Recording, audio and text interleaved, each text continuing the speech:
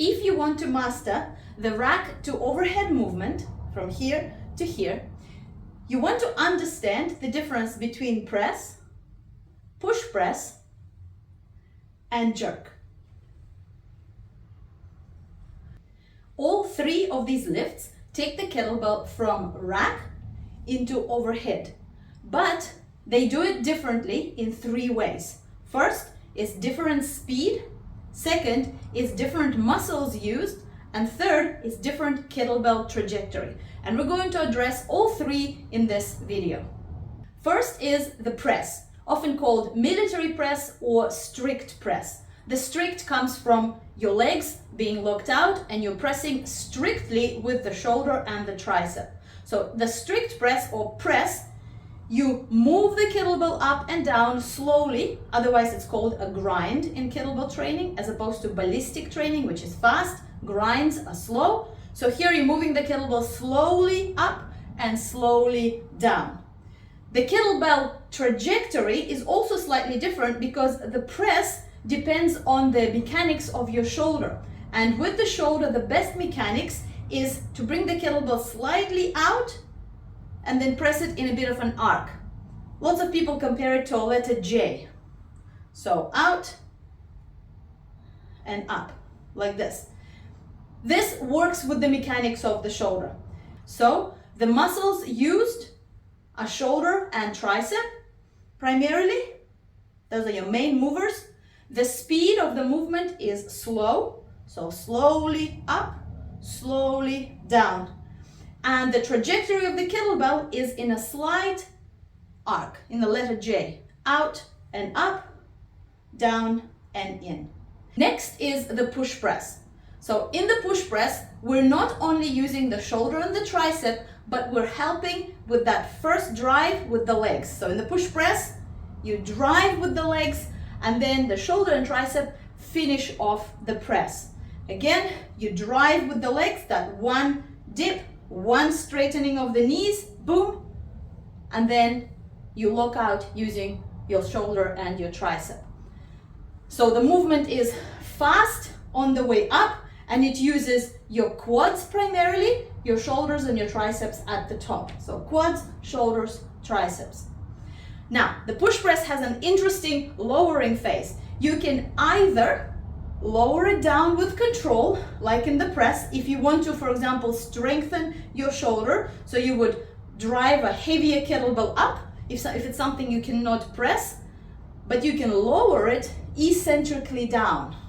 So this is how you improve the strength of your presses. So something heavier, drive it up, and then lower it slowly down. That's one way of lowering the push press. You can also drop the push press into the rack. So you drive it up, and then you do the reverse on the way down. So you just drop it into the rack, buffering with your knees. Again, drive it up, and then drop it into the rack, buffering with your knees. So the movement is pretty identical. If you look at me from the side, there is a knee dip on the way up, and then there is a knee dip on the way down. And so in the push press, we work our legs, our shoulder, and our tricep together. We drive once with the legs and finish off with the shoulder and tricep. And we are lowering down if you want to strengthen the shoulder, or we can drop into the rack if we're going for the push press practice, just the reps.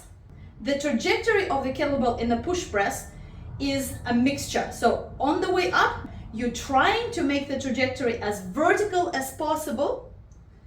And then when you lower it down, if you lower it slowly, it will mimic the mechanics of the shoulder. So it will do that J movement.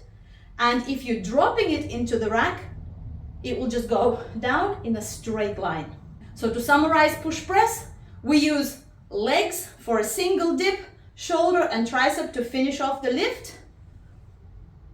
The trajectory of the kettlebell on the way up is vertical, and then as we lower it down, we can lower, reverse press. The trajectory is a J, and we're using shoulder and tricep, or we can drop into the rack. Trajectory is vertical, and we're using the legs to buffer the drop. Finally, the jerk. In the jerk, you're just using the legs. There is no shoulder, there is no tricep. So when you're driving up, you're gonna do 2 dips with the legs. You're gonna do original dip, and then you're gonna catch. So the under squat. And on the way down, you always drop into the rack. This is a common mistake that people make when learning the jerk. They lower into the rack. You never lower into the rack if you're jerking. So with the jerk, we always drop into the rack because the jerk doesn't use the shoulder or the tricep for moving the kettlebell.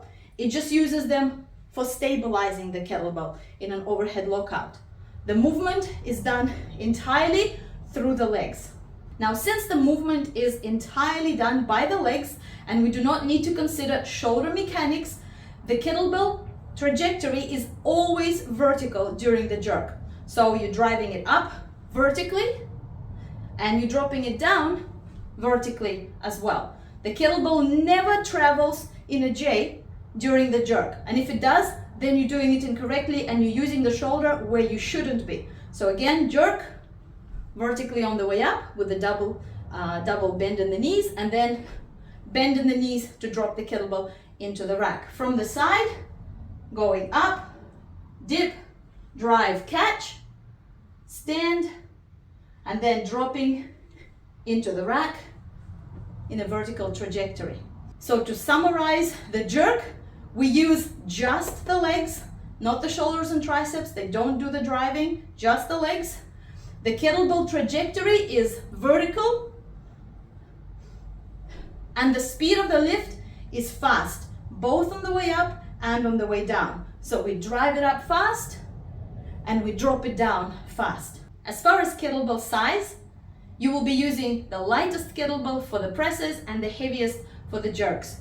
The middle kettlebell is for the push press. So in the press, you're using only shoulders and triceps, which are rather small muscle groups, so you're able to only lift a lighter kettlebell. For the push press, because there is some leg involvement, you can use a heavier kettlebell. And again, remember, you can either lower it into the rack or you can drop it into the rack. And for the jerk,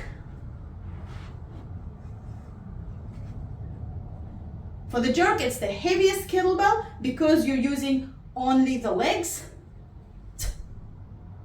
And the kettlebell moves fast and it's always a vertical trajectory, which is the shortest distance between point A and point B. And we do that because it's a heavy kettlebell. So only the legs, no shoulders, no triceps, and the heaviest kettlebell for the jerks. I hope this video was helpful for your training of rack to overhead lifts. If you want to learn kettlebell technique, the best thing you can do is work with a coach, either one-on-one or in a group setting. However, if that is not available to you, I have a comprehensive beginner to intermediate online course called Kettlebell Fundamentals. You can find this course by following the link down in the description. And in the meantime, enjoy your kettlebell training and I'll see you next time.